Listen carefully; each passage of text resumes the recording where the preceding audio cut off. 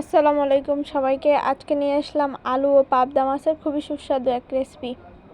প্রথমে আমরা একটা পাতিল নিব, পাতিলে পরিমাণ তেল দিয়ে দিব, তারপর দিয়ে দিব পেঁয়াজ কুচি, জিরা ও ধনিয়ার গুঁড়ো, মরিচের পরিমাণ মতো লবণ, পরিমাণ মতো হলুদের গুঁড়ো। তারপরে খুন্তির সাহায্যে ভালোভাবে নাড়াচাড়া করে নিব। আমাদের এই ভিডিওটি ভালো লেগে থাকলে লাইক কমেন্ট শেয়ার করে দিন এবং ফলো দিয়ে পাশে থাকেন। তারপরে আমরা দিয়ে দেব পরিমাণ মতো আলুগুলোকে আমরা কুচি করে নিয়েছি। পরে আমরা ভালোভাবে নাড়াচাড়া করে সবগুলো মশলাকে একসাথে মিক্স করে নিচ্ছি। তারপরে আমরা দিয়ে দেব পাবদা মাছ। পাবদা মাছগুলো দিয়ে আমরা কিছুক্ষণের জন্য ঢেকে দিব। আমরা আদা রসুন দিতে ভুলে গিয়েছিলাম, তাই আমরা আদা রসুন দিয়ে দিলাম। তারপর পরিমাণ মতো পানি অ্যাড করে দিলাম।